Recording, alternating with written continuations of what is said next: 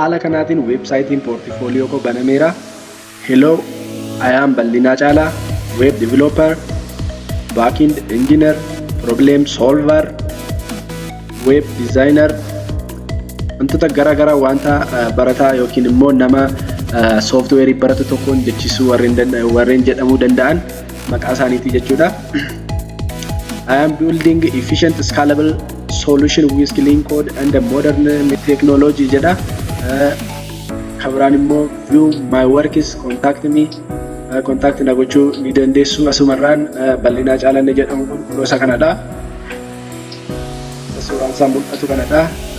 Wanta inni irratti hojjetu fakkeenyaaf Python, JavaScript, Node.js, React jedhamuudhaan portfolio kana qopheeffateera. Akkasumas immoo projektoota garaagaraallee hojjedheera. Web development, backend, mobile application, database design, featured projects, e-commerce platform, task management app, fitness tracking app, view all projects. View all projects in Chrome projectonni hojjedhe muluun isaanii asirratti link ta'anii jiru. Kanaaf ilaaluun ni danda'ama. Client testimonial qabaata. Nasai kabbadee Waaqumaa Tarrafee read to start your project. Asirraan yoo barbaadu ta'e click gaafa godhan contact na gochuu ni danda'u. Quick link qaba. Home, about, portfolio, skills, contact click gaafa godhan gara interface isaaniitti redirect isaan godha jechuudha. Kunoo haala kanaatiin abaawotiin immoo kana fakkaata. Innis kunoo hello, I am bal'inaa caalaa jedhee jammara. I am positioned software developer with expertise in building scalable efficient solution that solve a real world problem with a strong foundation maal jedha. Haala kanaatiin inni kabiraan immoo 3 years experience qaba. Projektoota 20 ol complete godhee xumuree jira. Waggaa 3 kanan jedhe immoo amma waggaa 4ffaa barataan jira. Garuu kan waggaa jalqabaa common course itti baradhe inni yeroo sana jechuun waa'ee software yeroo sana hin beeku. Kanaaf amma garuu wantoota portfolio kana irratti hojjedhe kanan baraa dhufe ergi waggaa 3 asidha jechuudha. Kabiraan clean code dha, collaboration, continuous learning, security focus kanneen kana irratti immoo warreen xiyyeeffadhee hojjedhudha. Building ready to building something amazing together jedhee gaafa namni barbaade kun asirratti click gochuu qofaadha. Biraan immoo asirraa click kana isinitti agarsiiseera. Amma gara portfolio isheetu kanas deemna. Portfolio irratti immoo warreen kanatu jira. All projectiin as jala click gaafa godhan ilaaluu ni danda'u. Asiin immoo webii projektiiwwan webii qofaa faana wal qabatan mobaayilii faana baakindii faana ilaaluun ni danda'ama. Featured case study isaallee kunoo haala kanaatiin jira. Yoo dubbisuu barbaadan immoo bakka kana click gochuu qofaadha. Client feedbacks qaba. Fakkeenyaaf Mitikuu Beenyaa, Dr. Gammachuu Balaay warreen kun client feedback warreen feedback naaf kaa'anidha. Asumaan click yoo gootan bakka contact me yookiin view my work yookiin view my skills jedhu kana click gaafa gootan illee gara skillii ani hojii qabuutti isin geessa. Haala kanaatiin warreen kana fayyadamuudhaan projektiiwwan garaagaraa kan hojjechuu danda'u kan agarsiisudha. Core competency jira kunoo full stack development, responsive design, system architecture jira. Warreen kun hundi isaanii debugging and optimization, security practicing, collaboration development, technical proficiency jira. Technical proficiency, front end, back end, mobile, database, development methodology jira kunoo requirement analysis, solution designing, agile implementation, quality assurance, deployment and maintenance, certification and education. Online is warren anitti certificate argadheedha. View certificate yoo gootan certificatein kollee asirratti connect godhadheen jira. Inni kabiraan ready to leverage my skills yoo click gootan redirect isan godhannis.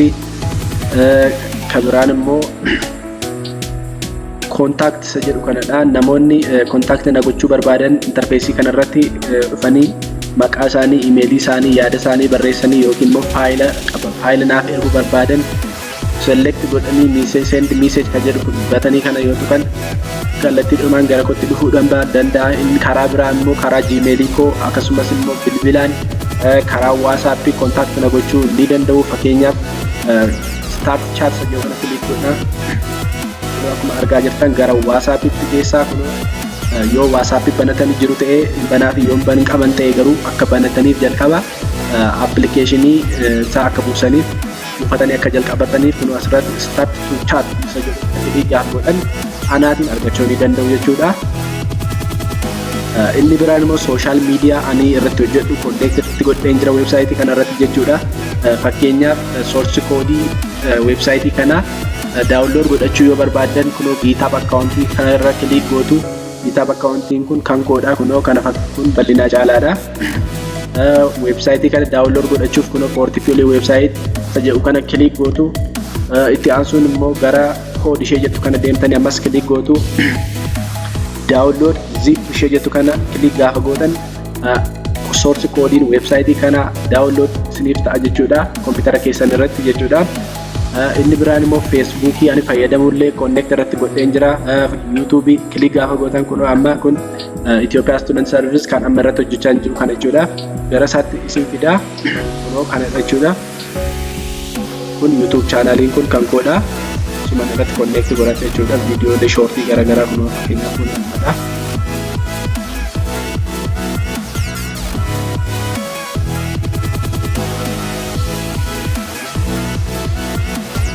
Viidiyoolee garaagaraa haala kanaatiin YouTube channel irratti kan gadhiise haala kanaatiin argachuu ni danda'u karaa website kanaa jechuudha. Warreen channelii kanaaf haaraa taatan channelii kana subscribe godhaa na jajjabeessaa isin jechuun barbaada. Yaada qabdan yaada jajjabinaa kan gara fuulduraatti naga kaasan na cimsan commentii irratti naaf barreessaa isin jechuun barbaada. Baay'ee isin jaalladha. Videoon guyyaa irraa kana fakkaatti namoota source code isaa haala diirama isiniif agarsiiseetiin isinii galuuf linkii isaa asuma irra isiniif hin kaa'a commentii irra jechuudha description irra isiniif hin kaa'a.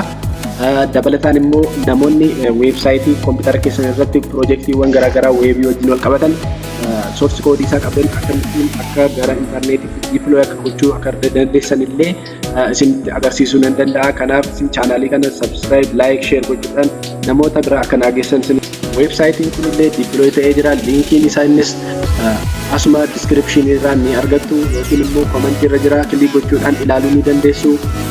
Viidiyoon website portfolio ko har'a kana fakkaatti guddaan naaf galatoomaa baay'ee isin jaalladha. Subscribe like share gochuus immoo hin dagatinaa. Nagaan naa tura.